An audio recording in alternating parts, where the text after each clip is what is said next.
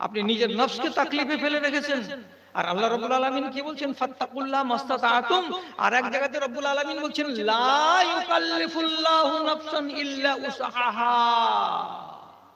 যতখানি পারবে অতখানি করবে, আর যেখানে সাধ্যের বাহিরে ওখানে করবে না আল্লাহকে খুশি করার নামে।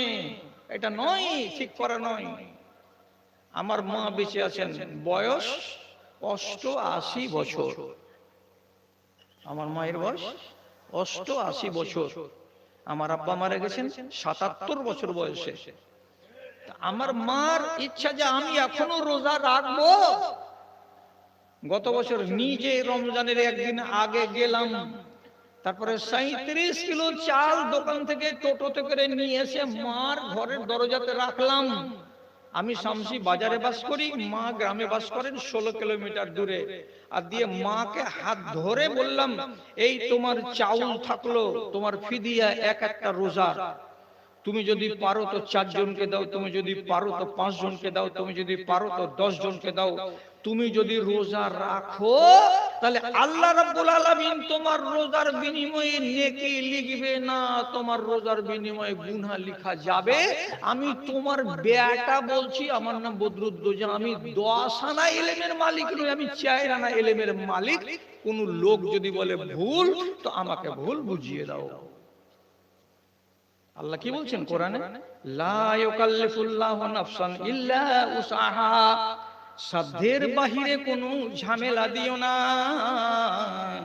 আপদে বিপদে মোরে কভু ফেলিও না, কভু ফেলিও না। দয়া করে সব গুনাহ মাফ করে দিও, রহম করিও মাওলা, রহম করিও। তোমার দয়ায় যেন পার পেয়ে যায়, সকলের দাতা তুমি ওগো দয়াময়। এতটুকু কৃপা যেন মোর প্রতি হয় গো, মোর প্রতি হয়। ইবাদতের শিক্ষা হয়ে গেল। দুনিয়াদারি করতে গিয়ে রাসূলুল্লাহ বলছেন বাড়াবাড়ি করিও না। কেমন বাড়াবাড়ি? গরু নামালছেন হাটে, গাই বিক্রি করবেন বলে উল্টা আর পাল্টা, খালি কিরার উপরে কিরা, কসমের উপরে কসম। একটা লোক বলছে কতখানি দুধ হয়? ২ চক্ষের কিরা ৩ কেজির কম হবে না। হ্যাঁ, সুখা যে লাগছে দেহ দেখে।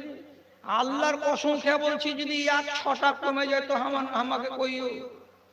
আমি বেচতুম না, বাড়ির পড়োশির জমি খান্ডা না নিতে গেলে আমার ডিহিটা এরকম হয়ে যাচ্ছে বলে আমি বাধ্য হয়ে এত সুন্দর গাইকে বিক্রি করতে এসেছি, না হলে আমি বিক্রি করি?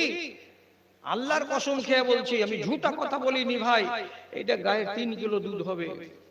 উপর জুপরি কথা বলিও না, উপর জুপরি কোন জিনিসের তারিফ করিও না, উপর জুপরি কোন মানুষকে ঠকবার জন্য মুখ দিয়ে বাক্য ব্যবহার করিও না। কথা বুঝতে পারলেন? জরুরিটি বলে ভাই ৩ কিলো দুধ হবে, বাড়ি নিয়ে যাবেন, আদর যত্ন করে খাওয়াবেন। আমার বাড়িতে ৩ কিলো হয়। কত দাম? ২৫,০০০। পারলে নিবে, না পারলে না নিবে। আর যদি আপনি খালি কিরার উপরে কিরা, কসমের উপরে কসম, আর দাড়ি কেমনি করে লাড়ে রান কহেন, আমি নমাজি মানুষ ভাই, আপনাকে আমি ঝুটা কথা কব, আপনাকে লাগছে দেখে এরকম যে আমি ঝুটা কথা কহলো। তো ১৪টা যদি কথা বলেন তো এই ১৪টা কথা হলো বকওয়াস। বেশি কথার কোনো প্রয়োজন নাই, বেশি কথা বলতে গেলে আপনার লোকসান হয়ে যেতে পারে। জি, এটা কথা মাথায় রাখবেন।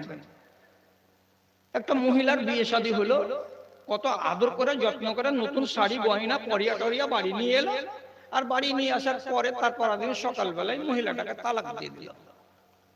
তালাক কেন দিলে? যে এত মহিলাটা কি দোষ পেলে তুমি? তো যখন মিয়া বিবি আসছে, তো ট্রেনে বসেছে শামসিতে, নামবে ধুলিয়ানে, বিয়ে করে নিয়ে আসছে, বরযাত্রী সাথে আছে।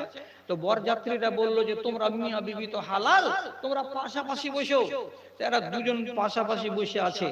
তো ছেলেটা শরম করছে যে নতুন বউ, কি আর বলবো, এদিকে বাপ চাচারা সব ডাইন বাঁয়ে আছে, তেমনি মাথাটা এমনি করে ধরে বসে আছে। তো নতুন বউ তখন কইছে, কানে কানে এমনি করে মুখ লাগিয়ে, মাথা ব্যথা করছে নাকি? শরমে ছালা করে না, এমনি করে হিলিয়ে দেয়, কইছে মাথা ঠিক আছে নাকি? ছালা করে না। কইছে আমার কাছে চাই না।